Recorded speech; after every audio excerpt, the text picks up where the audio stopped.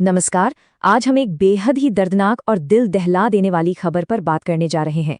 ये घटना महाराष्ट्र के नाशिक से सामने आई है, जिसने पूरे समाज को झकझोर कर रख दिया है।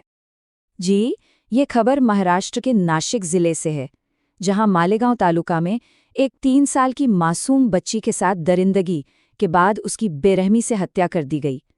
इस घटना के बाद से पूरे इलाके में गहरा सदमा और आक्रोश है। यह जघन्य अपराध नाशिक जिले के मालेगांव तालुका में स्थित डोंगराळे गांव में हुआ। आइए अब आपको घटना के पूरे विवरण से अवगत कराते हैं। घटना सोमवार सुबह की है, जब ये 3 साल की बच्ची अपने घर के बाहर ही खेल रही थी। कुछ घंटों के बाद जब वो नजर नहीं आई, तो परिवार वालों ने उसकी तलाश शुरू की। काफी खोजबीन के बाद बच्ची का शव एक सुनसान जगह से बरामद किया गया। पुलिस की जो शुरुआती जांच हुई है, उसमें बेहद चौंकाने वाले और परेशान करने वाले तथ्य सामने आए हैं। ऐसा अंदेशा है कि बच्ची के साथ यौन हिंसा की गई और फिर पत्थर से सिर पर वार कर उसकी हत्या कर दी गई। इस बर्बर वारदात की खबर मिलते ही पुलिस प्रशासन फौरन हरकत में आ गया। अब हम बात करेंगे पुलिस की जांच और इस मामले में हुई गिरफ्तारी की।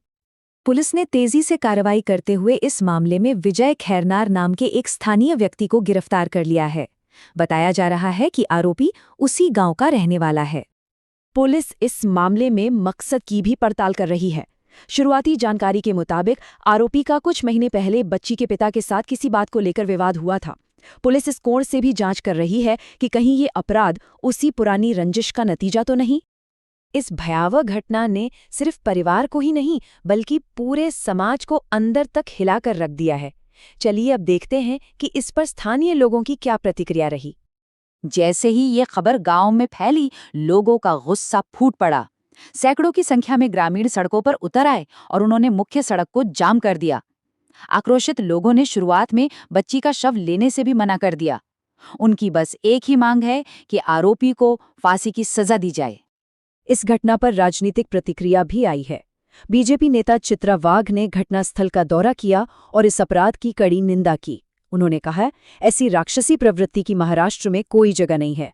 हम इस मासूम बच्ची के लिए पूर्ण न्याय की मांग करते हैं।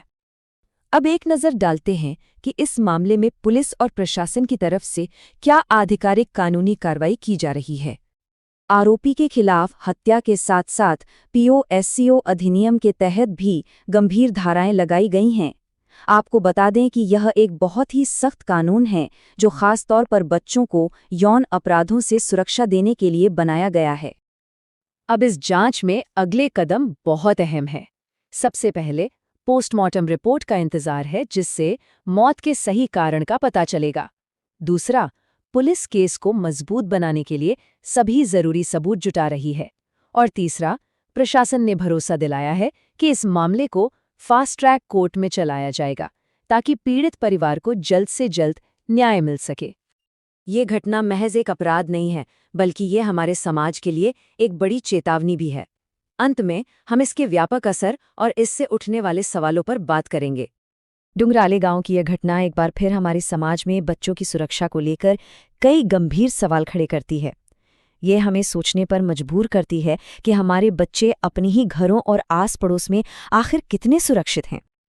और अंत में ये एक अहम सवाल है कि भविष्य में ऐसी त्रासदियों को रोकने के लिए एक समाज के तौर पर और एक कानून व्यवस्था के तौर पर हम और क्या ठोस कदम उठा सकते हैं। हमारी पूरी संवेदनाएं पीड़ित परिवार के साथ हैं।